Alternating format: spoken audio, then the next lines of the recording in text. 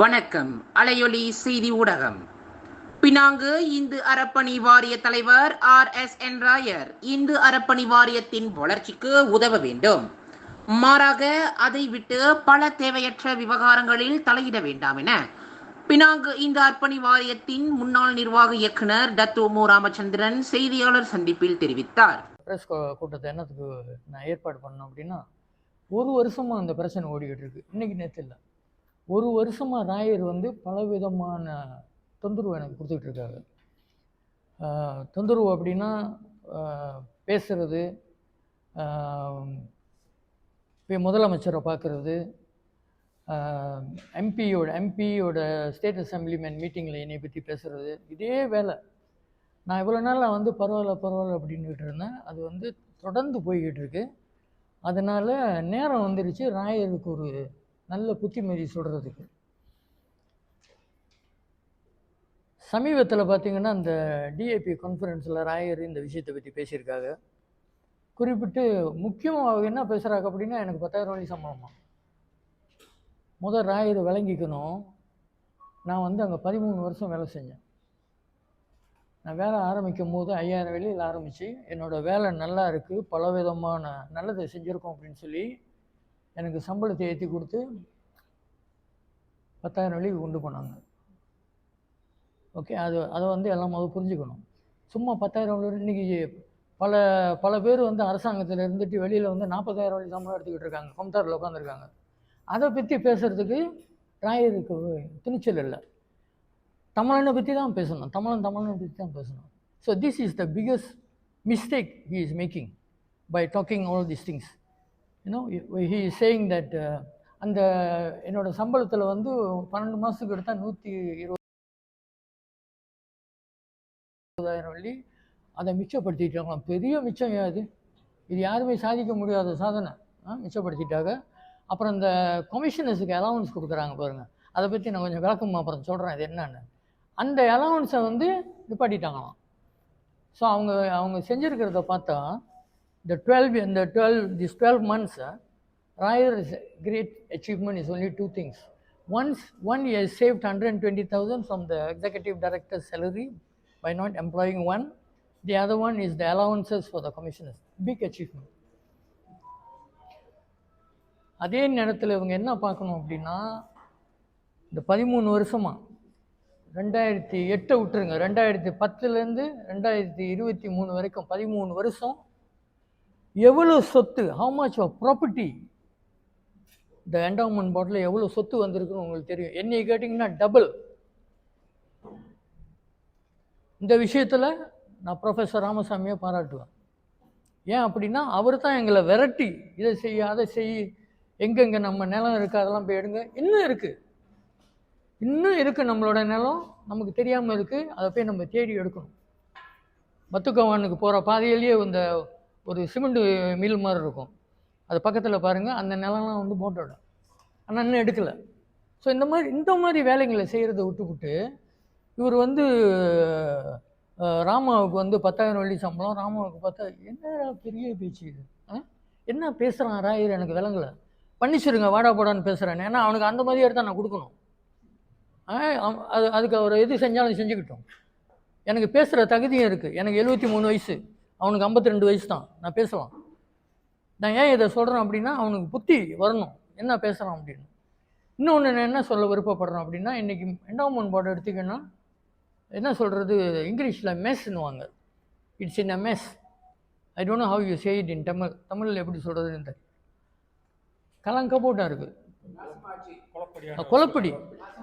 நான் வேலை செய்கிறவங்களுக்கு சந்தோஷம் இல்லை, அங்கே வேலை செய்கிறவங்களுக்கு சந்தோஷம் இல்லை, எல்லாத்துக்கும் சந்தோஷம் இல்லை. ஒரு 4-5 பேருக்கு தான் அந்த ஆட்டம்.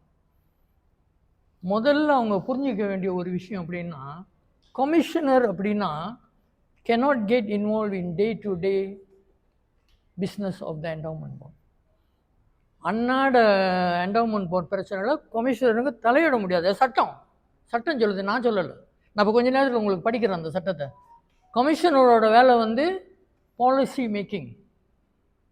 பாலிசி, இப்போ நம்ம ஒரு மண்டபம் கட்ட போகிறோம், அவங்க கூடி ஓகே நம்ம மண்டபம் கட்டுறோம், ஓகே ஆன் அப்படின்னு சொல்லி பெர்மிஷன் கொடுக்குறது.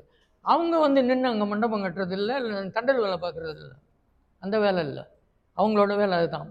வேலை செய்கிறது யார் அப்படின்னா secretary of the board, executive director of the board. இவங்க தான் அந்த இன்ஸ்ட்ரக்ஷன், போர்டோட இன்ஸ்ட்ரக்ஷன்ஸை வந்து எடுத்து செய்கிறது வேலையை.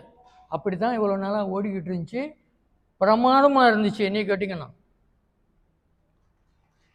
இந்த ரெட் ஃப்ளாக்கு க்ரீன் ஃப்ளாக்லாம் வந்து உங்களோட வச்சுங்க.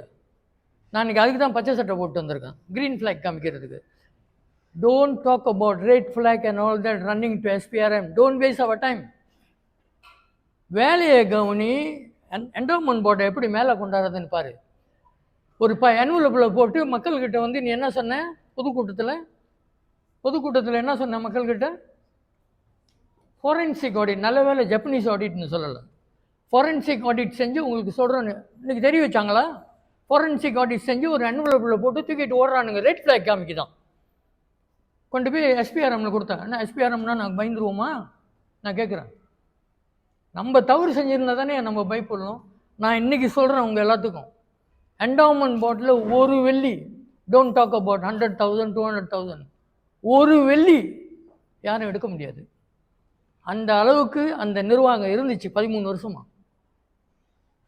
என்ன செஞ்சுருக்கலாம்? சில ப்ரொசீடியர் வந்து அப்சர்வ் பண்ணாமல் இருந்திருக்கலாம், சில அது என்ன சொல்கிறது ஸ்டெப்ஸ் வந்து ஃபாலோ பண்ணாமல் இருந்திருக்கலாம். பட் யாரும் அங்கே ஒரு வெள்ளி கூட எடுக்கலை. அதனால் நம்ம பயப்பட வேண்டிய அவசியம் இல்லை.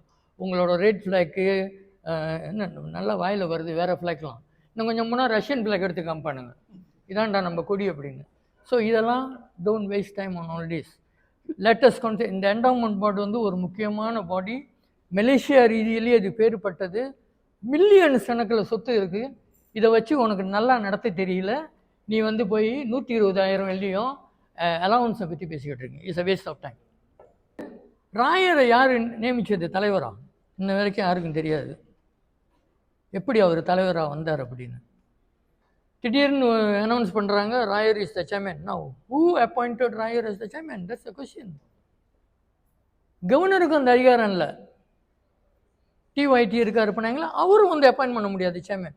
யார் சேர்மன் அப்பாயின்ட் பண்ணணும் சட்ட பிரகாரம் அப்படின்னா, the commissioners who appointed by the His Excellency the Governor shall elect the chairman of the board.